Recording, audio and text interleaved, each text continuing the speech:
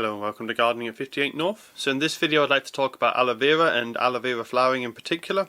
So aloe vera flowering can be quite a rare occurrence in a household environment, so if you're growing these as a house plant they don't flower very often. And in this video I'd like to talk about in detail the flowering of aloe vera, why it happens and how you can encourage your plant to flower even if you're growing it inside as a house plant. So the main factor for flowering is basically just to recreate what it has in nature. In nature, in the wild, it would flower once a year at a particular time of year, and basically what you want to do is recreate winter so it knows when to flower. Winter is the cue for the plant that it's ready to start thinking about flowering, and that it should start flowering within the next few months. So there's a lot of misinformation online saying that aloe veras need lots of high temperature and high light levels to start flowering. That's not true. It does need high light levels and high temperatures in the summertime to grow well, but to actually induce flowering, it's actually the complete opposite it needs. And so if you're giving it high light levels and high temperatures year round in your house, it will just constantly think it's summer. It will grow well, it'll be a healthy plant, but you won't get any flowering from it. So there's a few important factors that you need to take into consideration before trying to make your plant go into flower, and without these, even if you do give it the correct winter temperatures, it still won't flower. So first of all, you need to think about the age of the plant. It needs to be at least 2 years old usually. If you have a very fast growing plant you might be able to do it at a younger age, but ideally 2 years or older, and it needs to be a decent size as well. So this plant here is about 3 years old. You can see it's a decent size, but it's not huge, so it can be done on smaller plants, but the bigger the plant and the older the plant, the easier it is to cause it to flower, and you'll also get a larger flowering display. As the plant grows, it stores more and more energy and water and nutrients in its leaves here, in the succulent leaves. So the more leaves it has, the bigger the plant, the more energy it can then devote to flowering when it comes to the flowering time. And you also need to have the plant in reasonable good health. If it's a very sickly plant and it's very poorly, it's not going to have the energy it needs to focus on flowering, and it will just focus on trying to stay alive instead of trying to produce a flower. So if it's low light levels or not enough feed, it will struggle to flower. So when it comes to initiating flowering, what you need to do is recreate the native habitat for it. So for aloe vera, it's a bit of a strange plant because it's been in cultivation for thousands of years and it's such a useful plant medicinally. It's been transported all over the world, so the actual original native location is quite hard to find, but most scientists agree that it's probably in the Omani Mountains in the Middle East. So these, although it's a sort of a desert climate, it's quite high altitude, so temperature wise it's a little bit moderated compared with most cacti. It does need a slightly lower temperatures. So when it comes to summer temperatures, because it is in the Middle East, even though it's high altitude, it does need still relatively high temperatures. So for ideal location for this, you want to give it lots of light, so a really sunny south facing windowsill would be ideal. And you want your temperatures around 15 degrees at night time and up to 35 degrees during the day.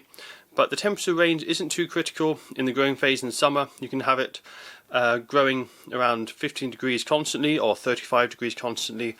The daily swings in temperature don't matter too much. The main thing is it's growing between 15 degrees and 35 degrees for most of the time over the summer in a really sunny location, and it should grow well for you. Ideally somewhere in the middle of that range, so upper 20s Celsius would be ideal, but it's a very variable plant. It's fine with most temperature ranges, so anywhere in that range should be good.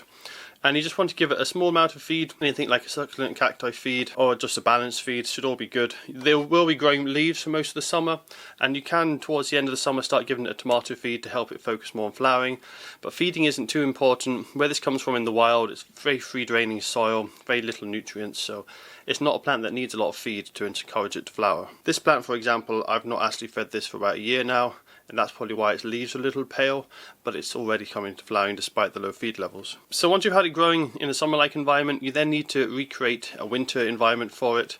So this can be a little bit tricky if you're growing it as a houseplant inside, so it's best done over the winter months when your house is naturally going to be cooler anyway. And what you're looking for is temperatures at night time around 5 to 10 degrees, and in the daytime you want temperatures around 10 to 18 degrees Celsius. Now, as this can be tricky to recreate inside, the best thing to do would just be to put it in the coolest location that you have. Again, I would try and give it a high light level if you can. It's not necessary, but a high light level is good. But the one thing you do need to take into consideration is how long the days are. So where this grows in the wild, it's not too far from the equator, but it's far enough away that there is a change in daylight levels between winter and summer. So what you need to make sure is in the summertime the daylight is over 12 hours. It doesn't have to be direct sunshine, it just has to be some kind of light. So it could be indirect light, it doesn't have to be direct light for that whole 12 hours. but 12 hours or more, and that will allow it to know it's summer. And then come winter, it needs less than 12 hours of daylight, so I would give it around 10 if you can. And if you're growing this in anywhere which has winters in your climate, away from the tropics, then naturally in winter time the sun will do this by itself, so you don't need to worry about that too much. As I say, it doesn't need to be much less than 12 hours for it to initiate flowering.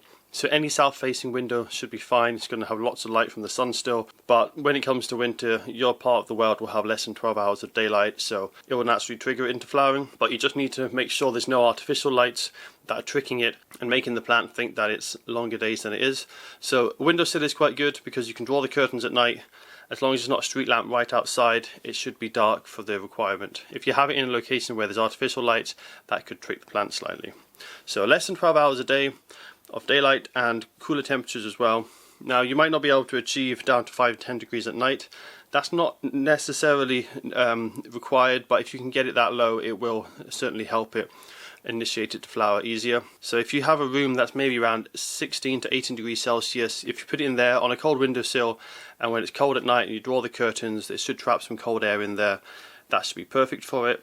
Just don't go below 5 degrees because then it can get a little bit of cold damage, and certainly don't go below freezing because frost will kill the plant. So what the plant does in the wild is it waits for winter. So though often you'll see an aloe vera flowering in springtime, the flower isn't actually formed at that time, it's actually formed in the middle of winter. So the little bud will form in the center of the plant and you won't see it for a few weeks. It will then start growing, and it takes quite a long time. It's quite a big flower for the size of the plant, so it takes a few months to fully develop. So the flower will develop in the middle of the winter, and then by the time it's big enough for flowering, it'll probably flower late spring to early summer. So it can seem like a late spring, early summer flowering plant sometimes, but the actual flower development needs to be done in the winter months. So once you've got some flower buds formed and you know it's definitely going to flower, you should notice right at the center in the crown where the leaves come from in the middle of the plant, you should notice a new shoot starting to appear. And that will just be an indication that the flower is starting to form. It will then grow up quite quickly. You can see this one here is already getting to a decent height. And this will just keep growing taller and taller as the season progresses. What you want to do is, once you see the flower bud started, you know that it's triggered into flowering. You then don't have to give it the winter period anymore. So give it some higher light levels, and you can also give it in a warmer location, just like in summer. So in temperatures in the 20s or even up to the low 30s Celsius, and that will encourage it to grow better. And it is quite a good idea to give it higher temperatures and high light levels when it starts flowering. Although it does have a lot of energy stored in these fleshy leaves to help power the flower, it will also benefit from high light levels and a little bit of high potassium feed, like a tomato feed at this stage, just to further give it more energy and nutrients to help that flower fully develop and grow to its full potential. So as an example of how little light and temperature this plant needs, my plant here has actually been growing in North Scotland, where we have very little daylight during the winter months, and it's been in a conservatory where it's been getting down to 7 degrees at night, so quite cold. And daylight wise, this hasn't had direct sunshine for about 2 or 3 months now. It gets a good amount of direct sunlight in summer, but the way my conservatory is positioned, it doesn't get any direct sunlight in the winter months. So despite the low light levels and low temperatures, it's coming to flower. So that's why I'm saying when you look online it says high temperatures, high light levels are necessary for flowering. It's not true as long as you get that in the summertime. What you really want to have your aloe vera flower is cooler temperatures, shorter day length, and then you should get flowering initiated. So that's all for this video. If you have any further questions about aloe vera flowering, please let me know. I'm now going to move my plant into a brighter location just to power up the flowering, and I'm going to try and put one of my time-lapse cameras on it as well so you can enjoy the plant coming into full flower.